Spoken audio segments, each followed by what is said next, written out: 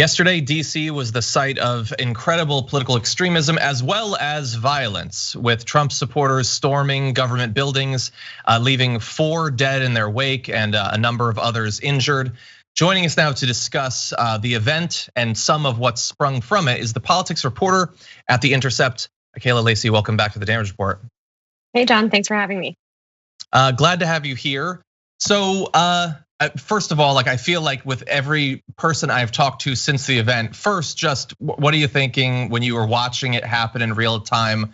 What were your impressions? A mixture of just rage and disbelief that there was not a prepared response to this. It was not news that this was going to happen. We had known about this for weeks, and just watching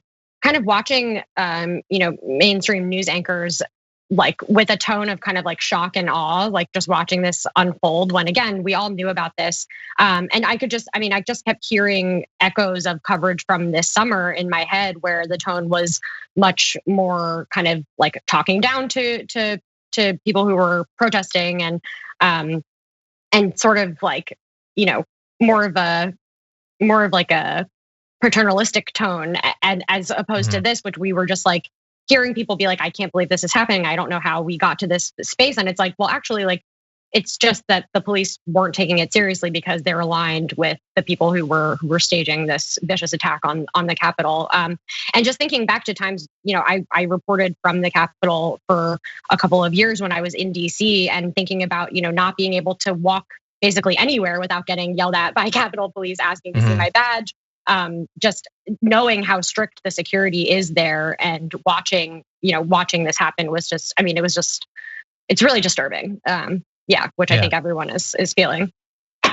Yeah, I agree. I don't get anyone who's shocked that the movement exists or that it wanted to do these insane things. But the fact that it got as far as it did, I found to be a little bit surprising. And you have a lot more familiarity with the security there than me. So I'm left wondering, we can see footage the gates being opened up and things like that.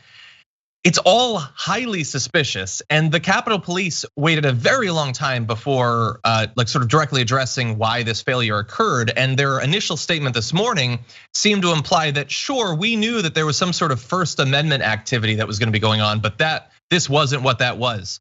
But who thought that this was just going to be a gathering, just going to be a speech? That statement just seems inherently deceitful to me. We watched the Capitol Police we watched police in DC tear gas protesters for being blocks away from the Capitol and from the White House, earlier this summer. So I think, people know that the Capitol Police are, they're not necessary just because they're a different police force. We don't have different expectations from them that we do from other types of law enforcement. But at the same time, there are thousands of them. We only saw, there's videos of 1 or 2 police officers getting stuck in the Capitol, getting barraged by these people in the mob. And you're thinking to yourself, when I would walk in just on the side door, there's 10 cops standing at the metal detectors. And so it's okay, well, were you guys just were you having coffee? Were you down somewhere else, having lunch?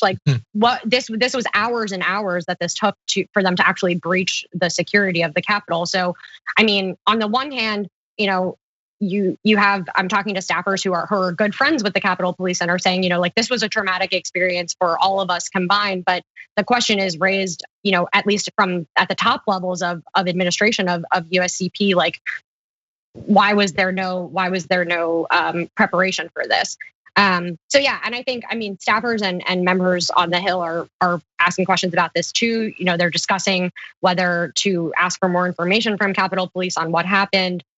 Discussing sending letters to leadership to try to get more information on this.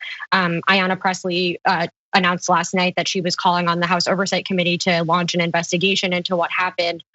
So this is going to take a while to get to the bottom of, and Capitol Police is notoriously not very responsive to requests for information. And so again, we saw, they didn't put out a statement until midday today, we were trying to call and get comment from them yesterday. So it's just a freaking mess.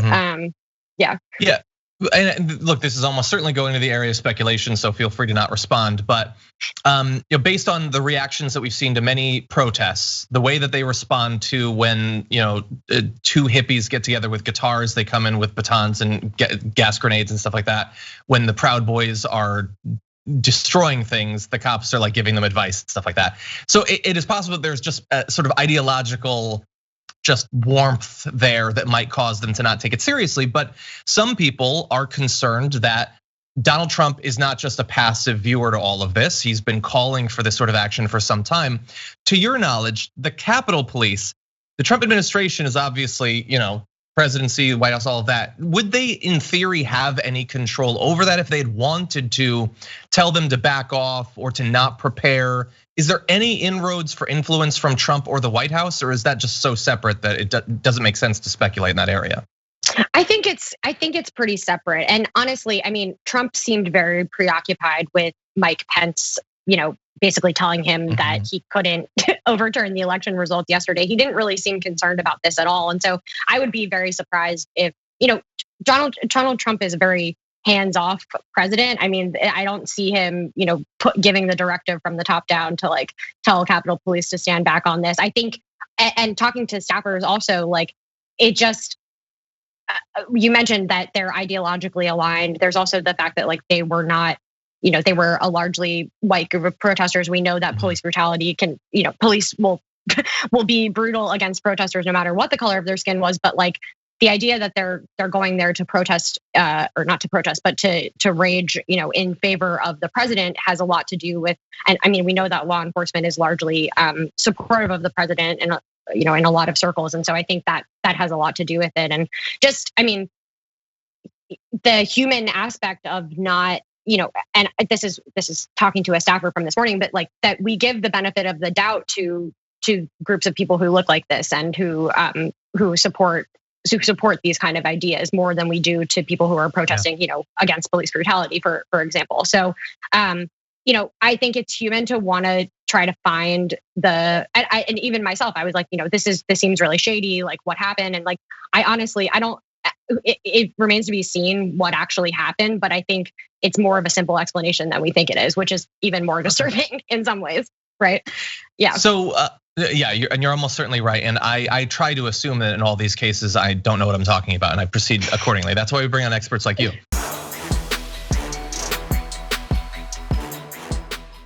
For more political news, breakdowns, interviews, stories of activism, and me trying my hardest to care about the occasional big celebrity news story, subscribe to our YouTube channel at youtube.com/The Damage Report. And you can ring the bell wherever it is so you don't miss anything.